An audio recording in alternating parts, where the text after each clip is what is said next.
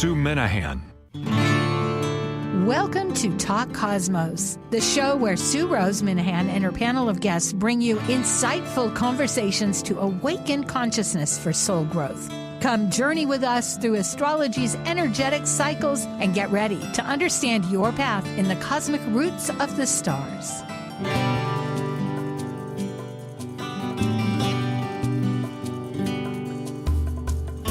Hello, I'm Sue Minahan, Talk Cosmos. Today is May 5th. We're right in the middle of spring, and it's beautiful. And my light went out, so you get shiny glasses today. So there you go. But what are we going to talk about? We're talking about spontaneous potentiality, because this new moon in Taurus is feeding a whole canopy of new potential. Taurus in its essence is when spirit comes into form. So it's really feeding that survival, that sense of self-reliance and our resources, everything that we exist, that spark that came to this earth. So we're urged always to reconsider our values, our purpose, our meaningfulness. And that's why we have archetypal symbols, which is a wonderful panel that we are now going to introduce. Thank you. Synthesizing the new moon consciousness through archetypal Sabian symbols, numerology, lunar mansions, tarot, and astrology, all together illuminating a new moon vision story. This is your Archetypal Symbols panel.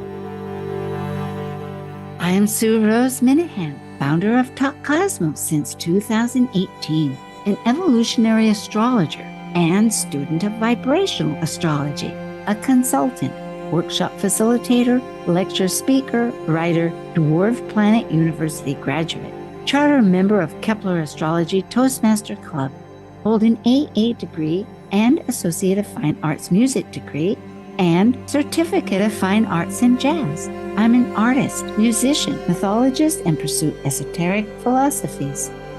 I'm Elizabeth Liz Muschett, a professional astrologer, intuitive, numerologist, and tarot reader. I'm a certified sacred healing counselor, providing nurturing, in-depth consultations for individuals and couples. I'm an author, blogger, speaker, and international Reiki master and teacher. I create safe space in which to explore the deeper patterns of your life, to clarify your current circumstances and help you find your best path forward. And I'm Justin Crockett Elzie, an archetypal Jyotish astrologer, yoga and meditation teacher, and author. I combine both Western ancient astrology and modern psychological astrology with Eastern Vedic astrology, and I specialize in predictive, electional, and karmic astrology for individuals and couples.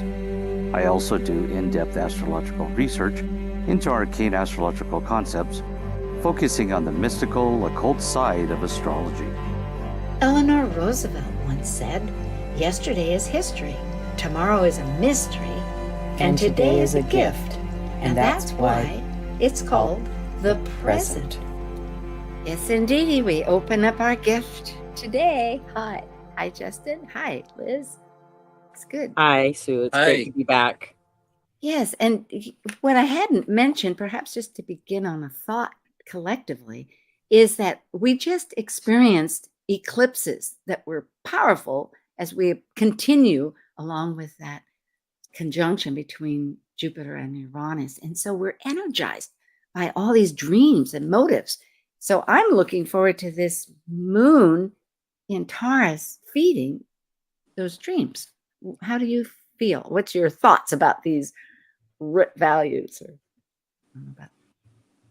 Well, it's like we get to make some new plans and goals for the next 14 years because we have this supercharged new moon really close to the degree of when Jupiter and Uranus conjuncted a few weeks ago. And they're conjunct the moon too. So it's like, ask for everything that you want. Liz, you inspire, you just give me hope. But I'm going to play the devil's advocate here a little bit. In order for this new moon to manifest, you have to actually let something die and let go.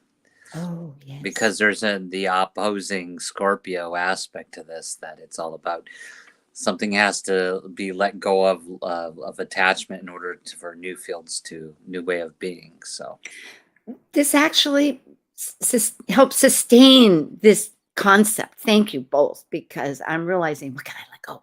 Well, there's values, there's ideas about what am I partnering with. It's not who necessarily, it's with. It's very much the conceptual belief system of the value of everything plus myself or my time. So it's manageable.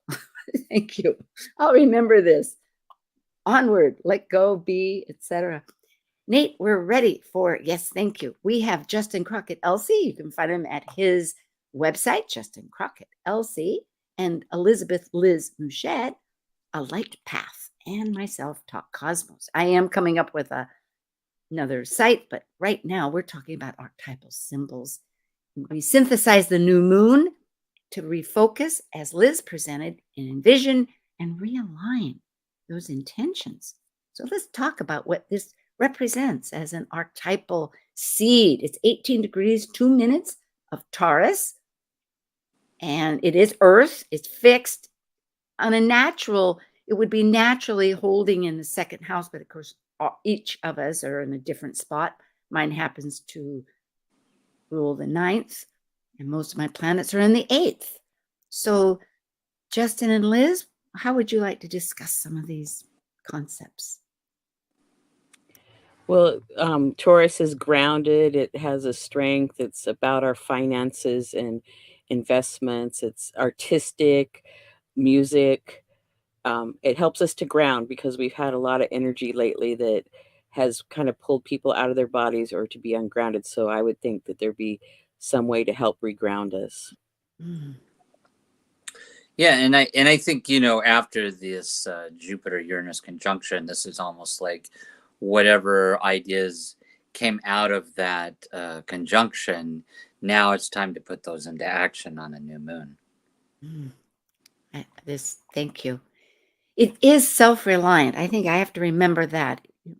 Venus, which rules Taurus, also rules Libra. But Taurus is asking us about ourself, not the other person's resources. Right. And I might point out, you notice with the shadow here is resistance to change. And the again, I'm going to go with the opposing sign that death is an aspect here that something has to change in order for us to gain abundance. And that good point. Exactly. And as an axis, it is Taurus Scorpio. And Scorpio is everything about purging, which I know the Nakshatra is going to emphasize. And the Sabian symbols also mention purging too.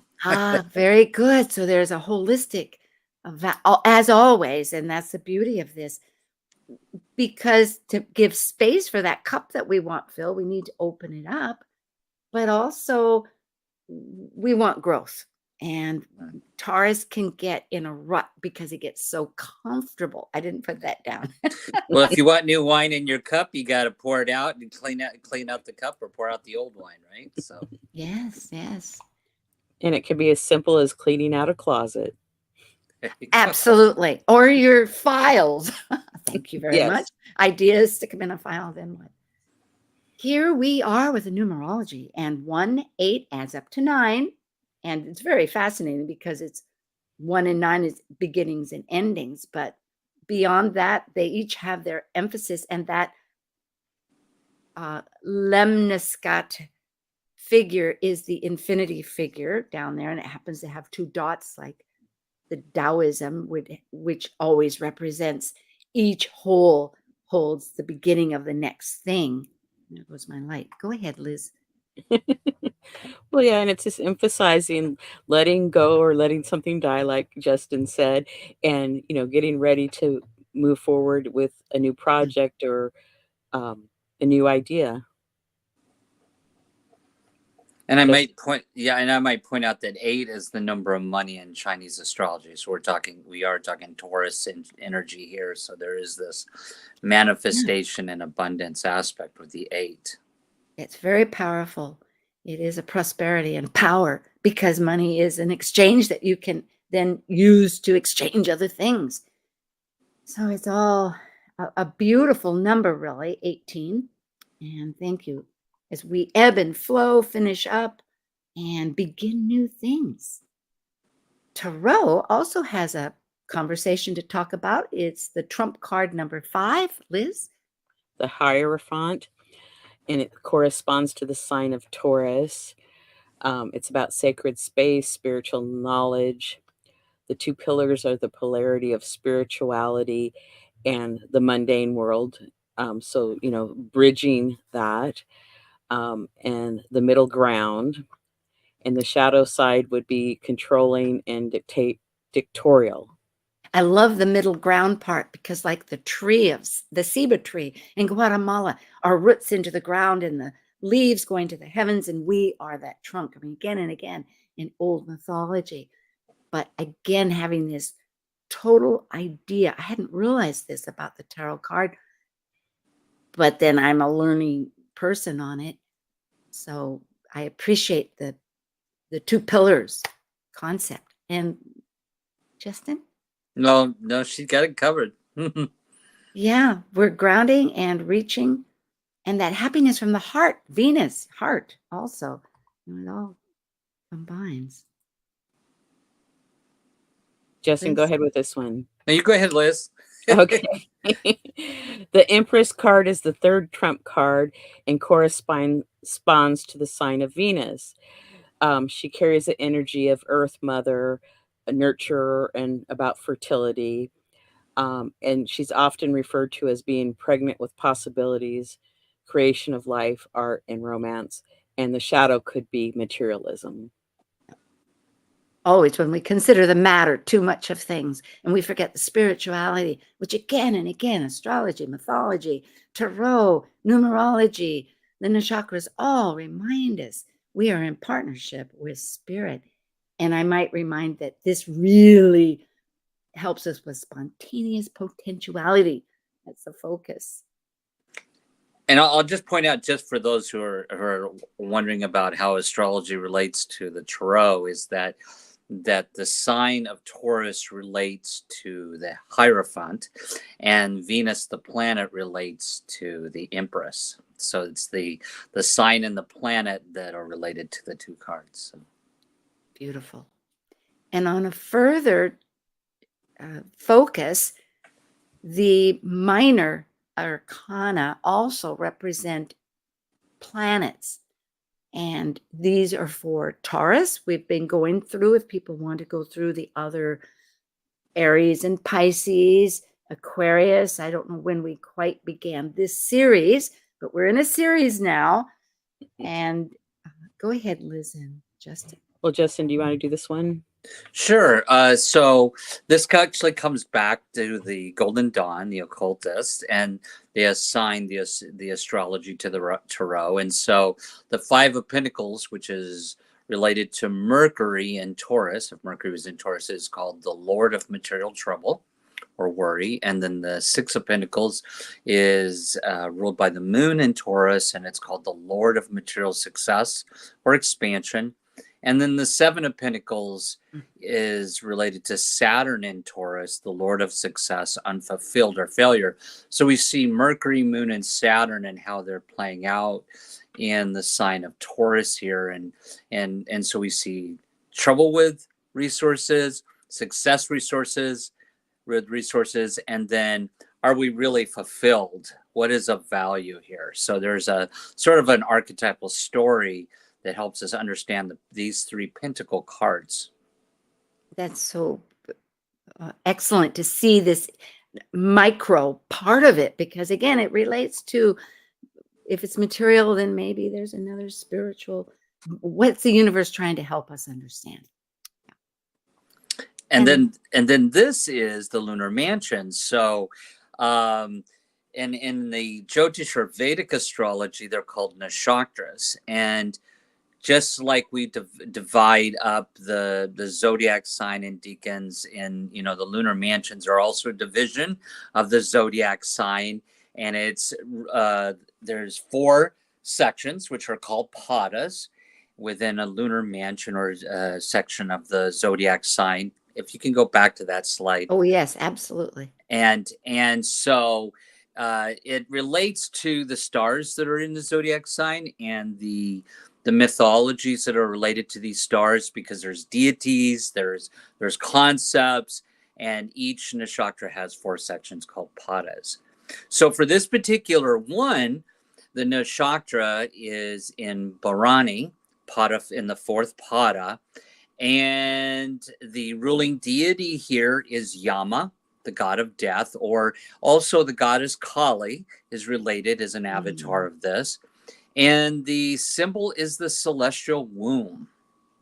The womb, and we know the womb relates to birth. So we see, again, a birth to death aspect here, Scorpio, Taurus. And the keyword theme here is when the moon is in this particular nakshatra and pada, it likes to take deep and dark, there's some darkness associated with this, and bold action, can be uninhibited, likes to investigate, and likes to purify or purge. And that's why we see here with the basis as above, so below, that there's the energy about this is about removing life from the body and then carrying soul to the ancestors. Again, we see here a transference from death to new life or new birth of something. So that's how this relates.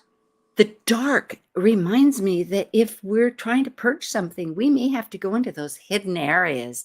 And Scorpio is also that. It's hidden, it's underneath, and uncover it. So, and bold is taking a real action. It's not just maybe putting on your list, but actually fulfilling it. And then when you speak of Kali, I love Kali, creation and death, create and destroy, create and destroy. You can't have one without the other. It's always like a evolution of life. Yes? Right. Liz? Yes, absolutely. Let's go to the next slide. Okay. Well, I'm caught with this. I really love the whole idea. I especially love the reminding that there isn't a basis of love above and below, whether it's Kabbalah, all of these wonderful metaphysical systems that are followed remind us of this duality, and that we here, this mortal coil that we're living in, isn't the whole 9 yards. We're in contact. So thank you. Okay, we will go on. Western mythology. I'm recapping the archetypal synthesis using a story from Western mythology. And because it is Venus that rules Taurus, but also Taurus itself has a mythology I toggled about, and I'll just mention it briefly, that Zeus, who's a shapeshifter, Zeus, and that's a very fascinating idea about Zeus, which is Jupiter, and mythology took on many, many different forms. And in this case came on as a bull. There was the age of Taurus, and the bull in mythology is extremely relevant, and carried away a princess or a woman, however it may be, named Europa. But from that was created Europe. And my point bringing up is the transformational rebirthing of this energy. Because with the Venus birth, Uranus was a primordial god of the skies and would create with Gaia many forms, including the Titan gods, but stuff them in Gaia, Earth.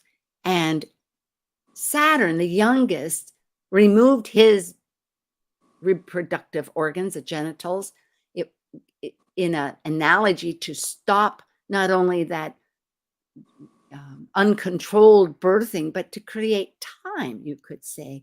And it was, Saturn then ruled this concept with time of endings and beginnings. But it shows out of that, I'm getting a little distracted, out of that came Venus. When he ejaculated, you could say that it came into the ocean and was fertilized into, you might say, the spontaneous potentiality of all that we could desire, depending on those values, depending on how we see things, depending on that heart focus. So it again relates to the essence of the potentiality of love of manifestation, of change, that one, no longer were the Titans came into rule. So in other words, it's another sense of transformative experience. Do either of you have thoughts about that you'd like to add? Oh, you did a good job. Okay. The Sabian symbols. They are a series that we are going to represent. They're spiritual concepts. There's a past, present, and future, and we're going to do 4. We're going to do, as you will see, and right now we're doing the ascendant, the midheaven, and the sun moon for the Eastern time zone. And the ascendant is going to be 29 degrees Sag, and this is the actual degree. The midheaven is 21 degrees Libra, and the sun and moon is 18 degrees Taurus. And we just might note that the dispositors are going to be Venus for the MC and the sun and moon. But for time, we'll just get right into these. The ascendant at 29 degrees is going to involve the one prior, that's 28 degrees. And then when it gets to 29, because of the system, it jumps to the next, which is going to be Sag, because there's only 30 degrees in any sign. And it's going to be 1 and 2 of Capricorn. So the past at 28 degrees is I don't know if we're going, or I guess we're going to go through all these. An old bridge. And it's a beautiful stream, constantly used. It's enduring, the beautiful necessity. Liz, you want to just, we'll kind of recap and jump as much as we can. Okay, yeah, I like the bridge, how we bridge things. Okay, then 29 Sagittarius is a fat boy moving the lawn of his house on an elegant suburban street. Social respectability. And then the Sabian Capricorn 1, which is what we're moving towards, is an Indian chief claims power from the assembled tribe. And of course, in the 1 degree Capricorn, this is about authority. Kind of represents the energy of the whole suit. It's authority. And the future from that Sabian is also in Capricorn. And it's 3 rose windows in a Gothic church, but one's damaged by war. And it's realizing this whole idea, and we might add about the purging and the waste process of creativity. So it's an interesting idea from the bridge to the to waste. Yeah, and with that, just to kind of summarize, it just seems like, and we look at the ascendant because that kind of shows how we're moving forward into this situation and we're moving into this new moon. And so we see here sort of this understanding the bigger picture and then how we use our power and authority as we move. And it may mean how we take control, that Capricorn, how we take control with the new moon and manifest something, but that we have to be careful of right power because of that waste aspect, right? Oh, beautiful. And I want to add that we missed Sagittarius 30. So I don't know how we did that, but the Pope blessing of the faithful, and the key word is ritual, blessings, and worship. So okay. So and that's what comes out of it, right? I mean, really. All righty. At the MC, and again, this is for Eastern time, it's going to be 20 to 23 Libra. And from the past, what we're coming from is a rabbi performing duties. So he's bringing on the power of the ancestral traditions to inspire, and it's inherited wisdom. Liz? 21 Libra, Sunday crowd enjoying the beach, oceanic feeling. Right. And then the Sabian 22 degrees, which is what we're moving towards here, is a child giving birds a drink in a fountain. And this is really sort of about the social concern of others and solicitude and care for other beings. So the future, beyond this growth that possibly we're going forward out of this, is a chandelier's voice heralding, that's like, don't. The sunrise is bringing attention, a creative, joyous response, that all of this is connected to that joy of life, the whole processes of renewal. Boy, does that Give us, And go you know, ahead. because the midheaven is kind of that higher goal we're trying to accomplish with this new Mm. moon. Obviously, there's a light at the end of the tunnel here with sort of this joyous response to whatever we manifest. That's what do you think, Liz? Oh, yes, and then, like, what we've inherited, the wisdom and knowledge that we have, and then, going with inside and feeling that, and it's like, does that feel right at this time to move forward with that, or do I need to adjust it or just release it and let that belief or wisdom go because maybe it doesn't work, and have a renewed sense. That's such a good reminder. Does it feel good again and again? One can get caught up in the ideas and the brain factors of things. So, good reminder. So, here we are at the sun and moon itself, 18 degrees Taurus. So, we're going to go from 17 to 20. And it's coming from a past energy, which is it's a battle between swords and torches, which is perhaps not depending on the past.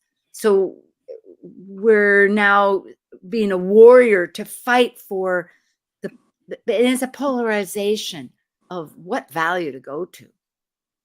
Justin? I And think then Liz. Oh, Go ahead, Liz. Sorry. 18 Taurus, a woman airing an old bag through the open window of her room, purification. And then what we're moving towards here is Sabian Taurus is a new continent rising out of the ocean. And here's where we have the surge of new potentialities after a quote unquote crisis. And this is where spontaneity comes. And the blessings, again, the wisp for the future. Here we have the whole symbolic keywords. And I'll let both of you speak because this is going, folks, from the ascendant that we're interacting with, our midheaven, which is the highest, into this sun moon, which is our ego persona of emotional, the whole body. So it's a synergetic energy. Go ahead, Liz. Oh, well, I think I just want to do the ones for the sun. It's like, to me, a polarization is like you have an opinion and I have opinion. And lots of times just talking with somebody, and if we can change somebody just even 1% or to say, well, I'll listen to that, to me, that changes that polarization. And, so it by listening, it purifies and changes, and then the blessings are granted, or like I want to think of it like shower on it. It showered on you. Right. And I totally agree. And I would just add one thing. I love how we see, for those people learning Sabian symbols, how it's like it's telling this is a story that's happening. And one thing happens and the next thing happens. So then we see polarization of values, as Liz was talking about. We got to purify, let go of something, and then a new continent rises, or a new way of being comes into bay. We manifest something, and out of that comes blessings. And then it gives us back to that, oceanic feeling, a response to life's renewals with something new. So it's a story. It's a sequence of a process of a story here. Indeed. With this new moon. Indeed.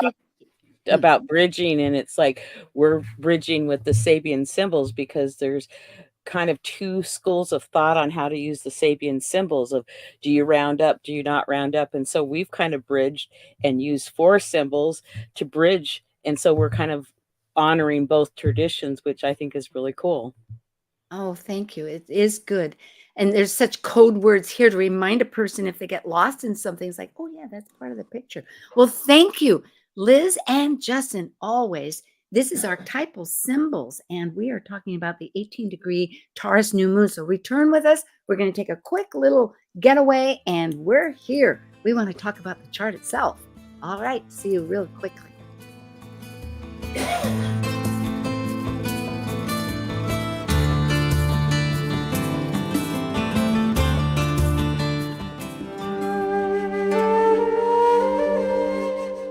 While we take a break from this week's edition of Talk Cosmos, let's take a look at this cycle's archetype. We're currently in the period of Taurus. By leaving a cycle based upon initiation, the energy of Taurus integrates spirit into a solid form of matter that is tangible and physical. It's an earth sign. concerned with self-sufficiency and the values to maintain the strength of a life form throughout its survival.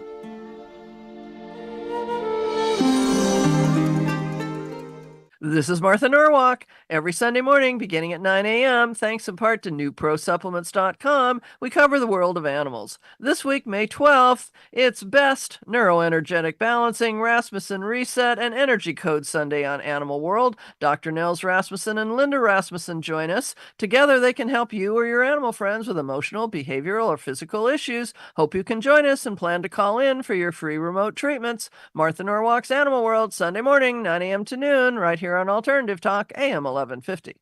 Talk Cosmos brings insightful conversations to awaken consciousness for the soul growth with hour-long programs every Sunday at 1 p.m. Pacific on KKNW. Talk Cosmos weekly programs are also available to watch live on the Talk Cosmos YouTube channel and Facebook page. While you're there, make sure you click the like and subscribe buttons so you get the full Talk Cosmos experience. Or if you'd rather listen to the show archives with audio only, the entire podcast collection since 2018 is available on most podcast carriers. And to find out about upcoming programs, sign up for the newsletter at talkcosmos.com. So grab your coffee, tea, or kombucha and enjoy the show. Alternative Talk 1150, the talk of the sound. Woo, we are back. Well, we're going to jump right into ourselves and to remind what we do on the side of all this. Elizabeth has a YouTube monthly episodes. Liz, go ahead. Tell about yourself. Well, I started my YouTube channel this year, and I have a full moon forecast every month, and Justin is my guest and co-astrologer, and we do an astrology forecast for each month, and Justin helps me out with that one. And then I have a series, Astrology Star Sisters Talk Over Tea, and I'm up to 3 episodes a month, and Sue is on one of those episodes each month with me, and her and I are talking about the ingress of Venus and Jupiter into Gemini, and then one of the episodes will be the Venus star point in Gemini and the Saturn station retrograde.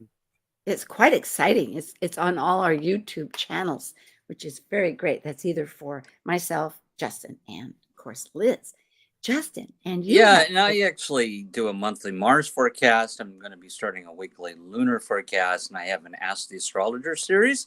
Also, I'm actually, besides doing the podcast with Liz, I'm also going to be starting a podcast with Michael Bartlett, and we're going to be talking about relationships called The Relationship Guys.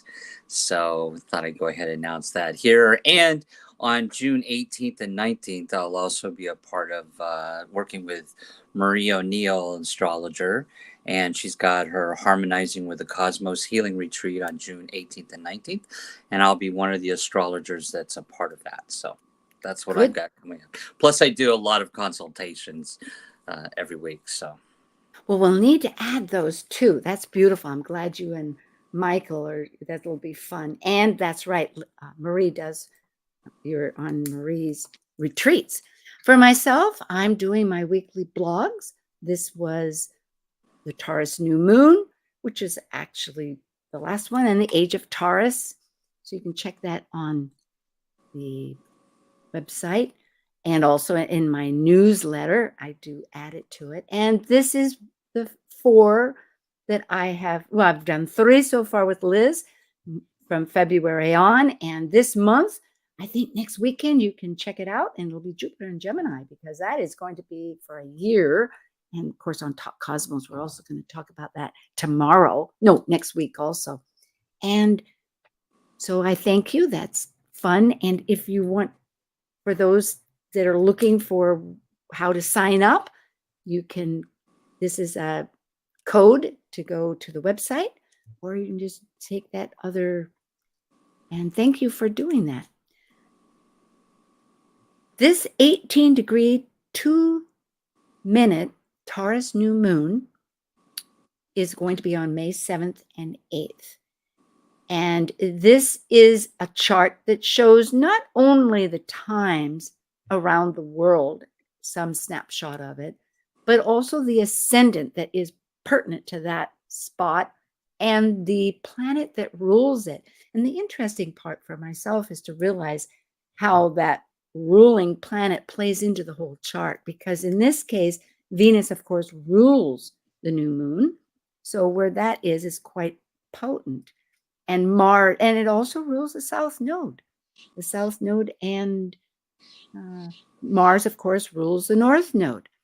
So here we have times I'm just going to say that I'm thinking of our podcast people. I really don't know, so I could vocalize it quickly, but for those others. So I will just say that for Washington, D.C., it's going to be at 11:22 p.m. It's Eastern time. Their ascendant is 29 degrees Sag, and Jupiter rules it. Now, if you're in London, and I'll give the other, it's 3:22 a.m. That's Universal Time, which is also the Greenwich Mean Time, and that's on the May 8th. And their ascendant is at 15 degrees 52 Aries, ruled by Mars. So it's quite fascinating between the two. Here on this slide, it shows that movement around the globe, but it's more about where is it in the quadrants, the house system. And again, we're using porphyry. There's many house systems. And it is most fascinating because if we're dealing with, even in the United States, two different areas, Pacific Coast and East Coast, or Europe, and we'll just stick to those three right now, it shows the emphasis, as it is Hawaii, where I am, and Pacific are both in the third quadrant. This is in the seventh house. But the ascendant is different. It shifts. But with that said, whereas in the East Coast, it's going to be in the fifth house of creativity. So we're concerned with relationships. The East Coast is about the creativity, and therefore their ruler is Sag, which is Jupiter. So it's Jupiter and Venus, whereas on the Pacific Coast, it's going to be Scorpio. So that's going to be Pluto, transformation, or it could be Mars, but Pluto, transformation, along with that Venus, changing our values. So it's a whole different concept. Do either of you want to pick up the one for Europe, or shall I continue to go on? Okay. For Europe, and again, it is locality. The degree could be a little different. The sign might be the same. That's a whole another study. But it is in the second house of resources. And their ascendant is Aries with Mars. But of course, the new moon is going to be Venus. So it's going to be that dialogue, you could say, between the south and the north nodes a lot. And that's the interesting part. Whereas down under in Australia, it's going to be in the ninth house. We are going to move on. The observations. Can I say one thing about that, just to kind of summarize? I think for those people wondering about what we're really talking about here is astro mapping or astrocartography, and that I think, to me, it's like the so people understand that wherever you're at on the planet can have a really difference in energy wherever you are on the planet. So it's really about how this new moon is affecting you at your particular location, is going to affect you differently energetically because of angles than other places on the planet. It does work that way. I know you're going to be taking a wonderful class too at Kepler about it. So I've taken some myself, but that'll be greatly in depth if I had the time. And I appreciate that. It is really a concept that I think astrologers are working with more and more. These observations, just rounded, Venus is ruling it. Pluto is retrograde. It just began on the 2nd of May. It will continue until middle of October.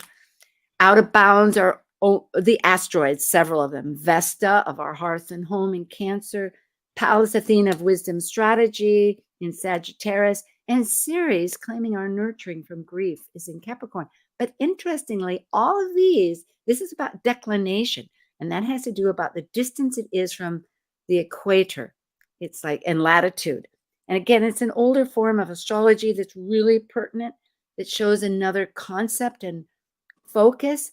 And both Vesta of our hearth and home of in our Cancer, which what could be more close than in Cancer of home, and Athena of strategy and Sag. I mean, that's epitome too of the belief systems, but they are parallel, meaning they're at both 24 degrees. So we're working, they're unified, you could say, in that working of this Taurian energy that's going forward. But opposing that, opposite in the south hemisphere, is Ceres in grief. So I think we're really looking at how we can improve our home, our hearth, our whole being, our altar of life in a strategic, using the best of wisdom to nurture ourselves.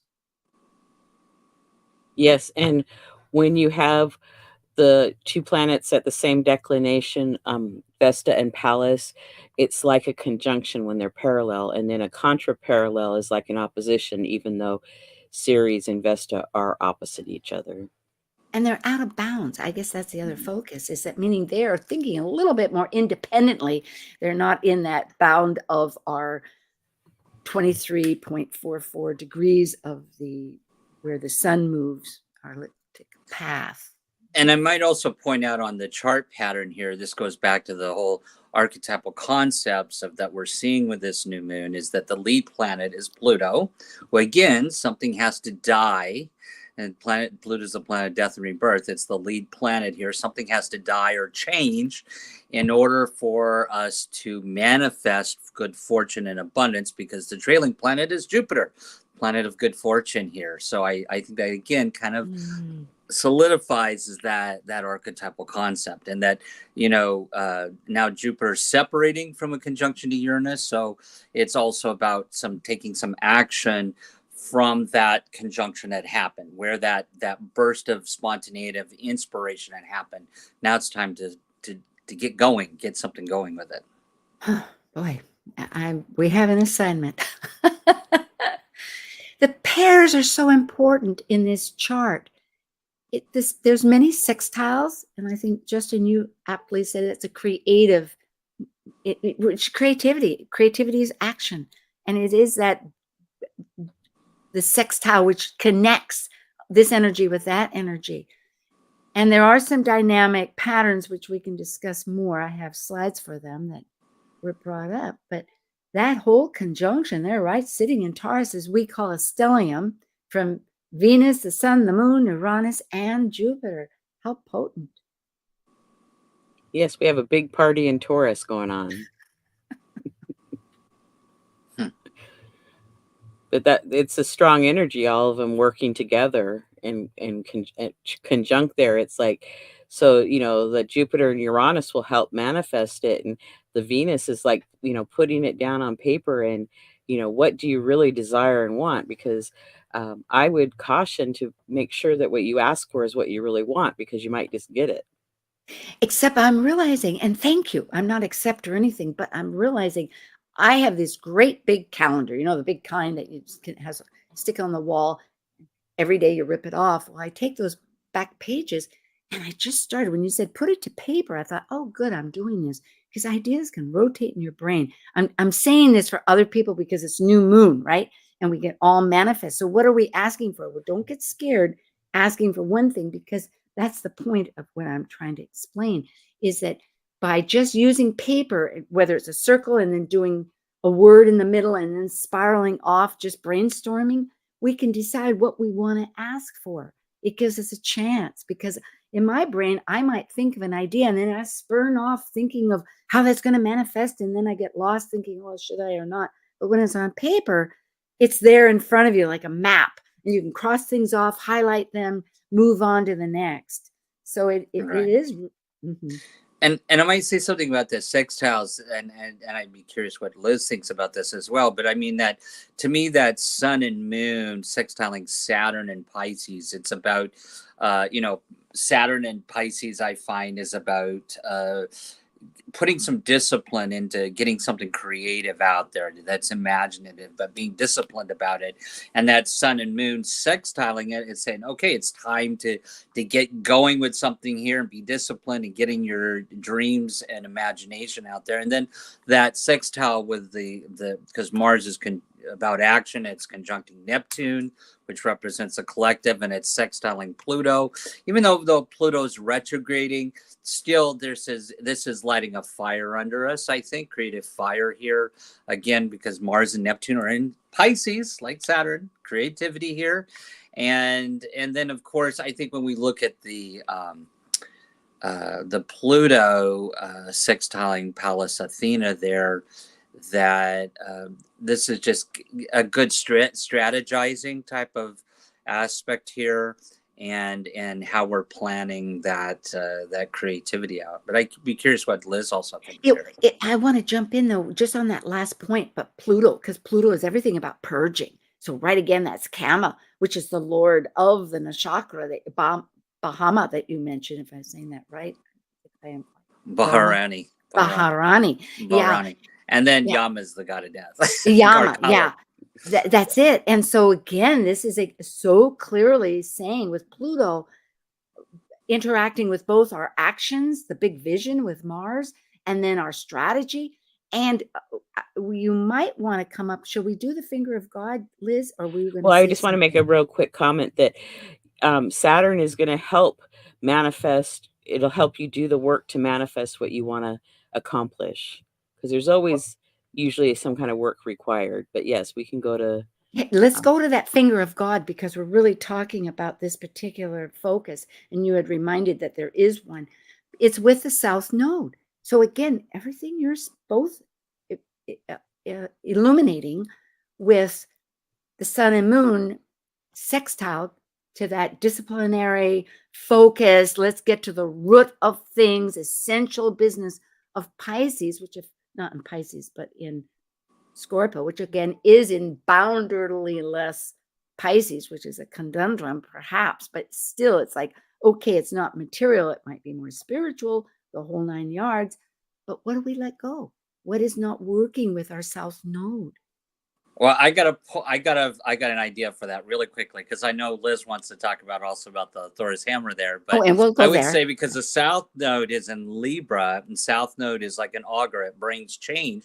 That's about change in relationships. So there's something to do with purging maybe relationships, so who we're working with or what we're working with, relationship with our job or something. But there's a relationship thing happening with the Libra. Yes. What do you back to that? I know Liz. Well, was did you want something. to? Did you want to? Liz was going to say something about the Taurus hammer. Well, okay. Go ahead.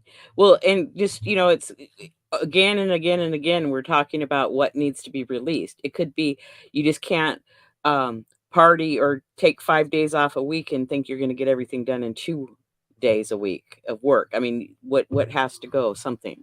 Okay, the Taurus hammer is between Ceres with a square to Chiron and Mercury, and the sesqui quadrates to Juno. So here again, relationship emphasis, and there's some kind of a communication component to it and a nurturing component to it. So it's like our relationships are evolving. Now, sometimes a Taurus hammer can be a little rough because there's a tension there, but as soon as you release that tension, then I feel like you can make progress with that. Well, it seems to me the beauty of this is to recognize there is a resolution that wants to work out, because as we know, a square is action. A square, that's all it says, is that you've got to activate something. How you do it is your choice, whether you're going to just go forward with all your aggression or whether you're going to strategize and you have help.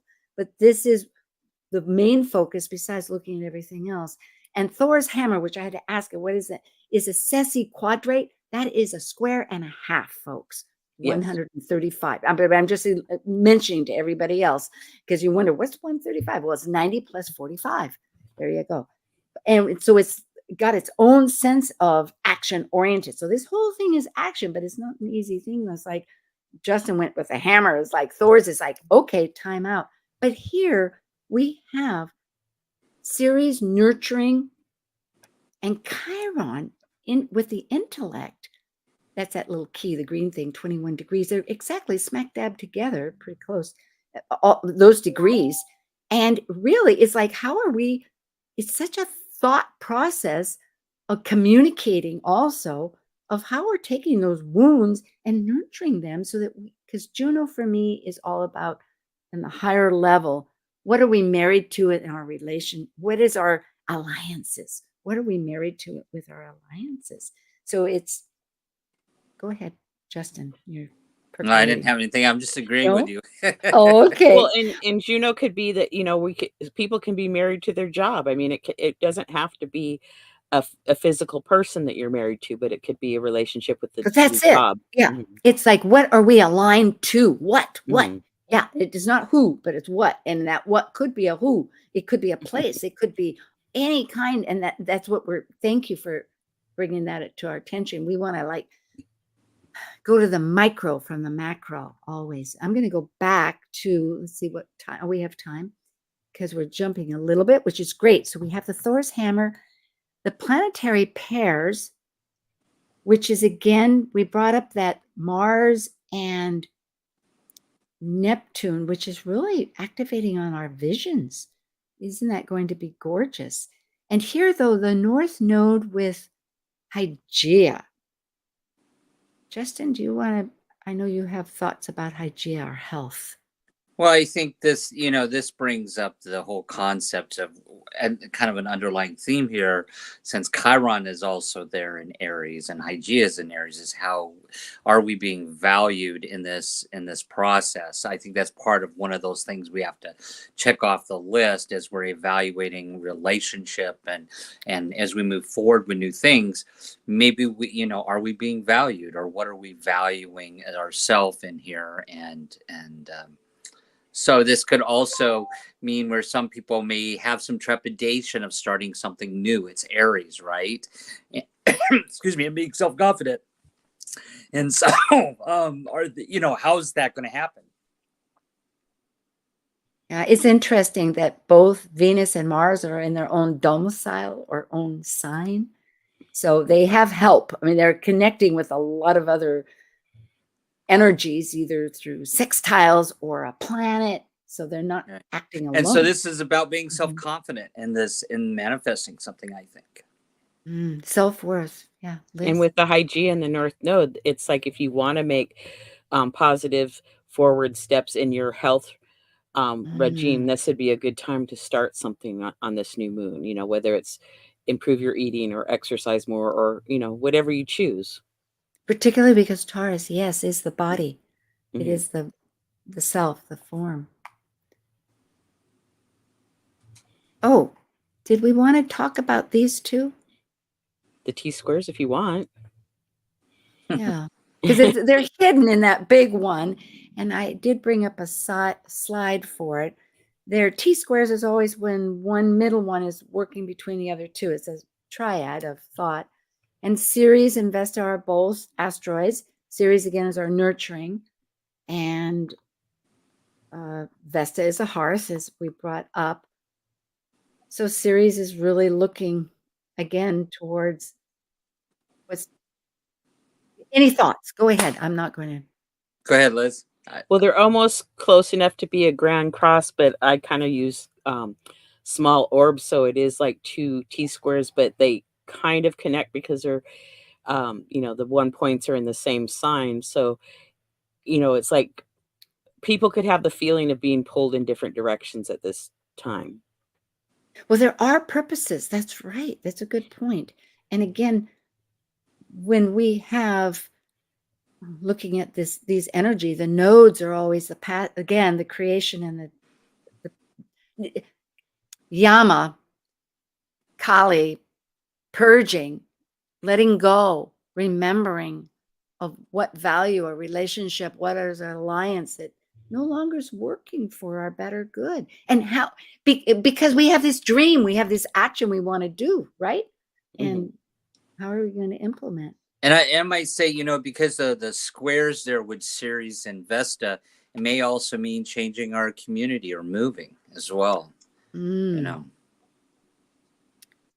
Yes, absolutely. Well, let's see what we have. This is the overall, which is good, but more than that, we just have ourselves. So I'm going to get out of all these. Oh, and there's a past for people with playlists, and go. Let's just talk, the three of us, for our 30 seconds while we have our music going on. I know I'm working on 5 directions, trying to hone them down to one. What about the two of you? Well, I'm still purging stuff and doing consultations and moving forward and working on my YouTube channel and moving forward. And Justin? Same.